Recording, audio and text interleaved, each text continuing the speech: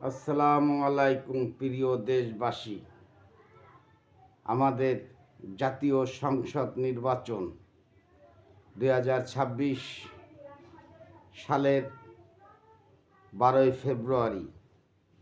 এই নির্বাচনটা দেশ ও দেশের মানুষের জন্য অত্যন্ত গুরুত্বপূর্ণ নির্বাচন।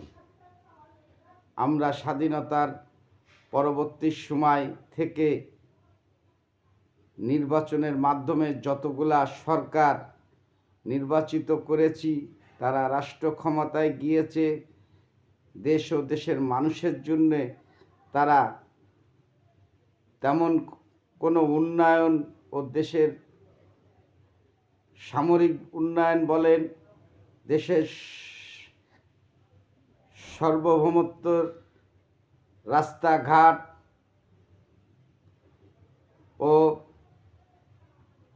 সামরিক খাতের উন্নয়ন তো করেইনি, এবং দেশের অবকাঠামো যত উন্নয়ন আছে সেসব উন্নয়ন তারা করেনি। তারা করেছে তাদের দল ও নেতা কর্মীর উন্নয়ন। এটা আমরা দেখতে পেরেছি। যে নেতা ছিল ফকিন্নি, সে হয়েছে কোটিপতি। যে ছিল মোটামুটি, সে হয়েছে শিল্পপতি। মানুষের সাথে শুধু করেছে ছলনা, মিথ্যা আশ্বাস, এবং মানুষকে নিয়ে করেছে সিনিমিনি খেলেছে। দেশের মানুষকে শুধু আশ্বাসের বুলি শুনিয়েছে, এবং তারা তাদের আখের গুছিয়ে এই দেশের টাকা লুটে পুটে বিদেশে পাচার করে তারা বিদেশে মিল, কল কারখানা, ইন্ডাস্ট্রিজ, বাড়ি ঘরদোর করে তারা সেখানে টাকা পাহাড় জমিয়েছে। আর আমাদের দেশের মানুষকে দিনে দিনে রসাতলে দিকে ঠেলে দিয়েছে। দেশটাকে তলাবিহীন ঝুড়ি বানিয়ে রেখেছে। আমাদের দেশে নেই একটি উন্নত অস্ত্র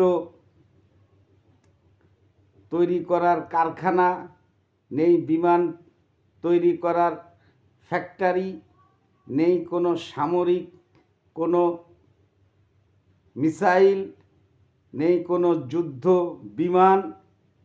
আছে শুধু নেতার ফুলঝুরি, আর নেতা। দলের অভাব নেই এই দেশে।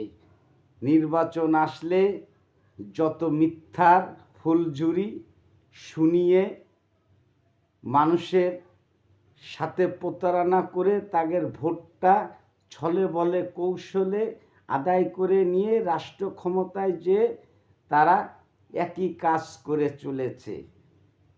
স্বাধীনতার পরবর্তী এ পর্যন্ত যতগুলা সরকার রাষ্ট্র পরিচালনা করেছে, যতগুলা দল রাষ্ট্র পরিচালনা করেছে, তারা জাতির সাথে শুধুই প্রতারণা করে গেছে, দেশ নিয়ে ছিনিমিনি খেলেছে। তাই বর্তমানে 2026-এর 12 ফেব্রুয়ারি যে নির্বাচন হতে যাচ্ছে, এই নির্বাচন দেশ ও দেশের মানুষের জন্যে প্রচণ্ড এবং খুবই গুরুত্বপূর্ণ নির্বাচন। এই নির্বাচনে দেশের মানুষ যদি ভুল করে, তাদের কিন্তু ভয়াবহ খেসারত দিতে হবে। এ খেসারতের কোনো শেষ থাকবে না ভাই। আপনি আপনার মূল্যবান সম্পদ ভোটটা আপনি কাকে দিচ্ছেন, সে ব্যক্তিটা কেমন, সে ব্যক্তিটার কাছে আপনি কতটা নিরাপদ, আপনার সুখে দুঃখে সে পাশে থাকবে কি না, তার সততা, তার আদর্শ, তার চরিত্র সব কিছু বিচার বিশ্লেষণ করে আপনার অঞ্চলে যে কজন প্রার্থী নির্বাচনে প্রতিদ্বন্দ্বিতা করবে, এখানে দল কোনো বিষয় না। দলের দিকে যদি আপনারা তাকিয়ে ভোট দেন, এই একই ফলাফল আপনারা উপভোগ করবেন। যে স্বাধীনতার পরবর্তী সময় থেকে যে দলগুলা ক্ষমতায় এসেছে গেছে, রাষ্ট্র পরিচালনা করেছে, তাদের কাছ থেকে যা পেয়েছেন সেটাই পাবেন। আর যদি আপনারা সৎ, যোগ্য, দেশপ্রেম প্রার্থীকে নির্বাচিত করেন, তার কাছ থেকে আপনারা যদি আশা নাও করেন তাও ভালোটা পাবেন। আশা তো থাকবেই ভালো মানুষের কাছে, ভালো মানুষ তাদের ভিতরে ভালো জিনিসটাই কাজ করে। তাই আগামী 2026-এর যে নির্বাচন, এই নির্বাচন কিন্তু দেশ ও দেশের মানুষ ও আপনার আনুগত্য প্রজন্মদের জন্য একটি গুরুত্বপূর্ণ নির্বাচন ভাই। এই নির্বাচনে আর ভুল করা যাবে না ভাই। পৃথিবীটা তৃতীয় বিশ্বযুদ্ধর দাবামা বেজে চলেছে, কিয়ামতেরও আলামত আমরা দেখতে পারতেছি। সার্বিক বিবেচনা করে 2026-এর যে নির্বাচনটা আসছে, জাতীয় সংসদ নির্বাচন, এ নির্বাচন দেশ ও দেশের মানুষের জন্য খুবই গুরুত্বপূর্ণ নির্বাচন। সঠিক যোগ্য প্রার্থী নির্বাচিত করার ক্ষেত্রে বিন্দু মাত্র ছাড় দেওয়া যাবে না, ভুল করা যাবে না।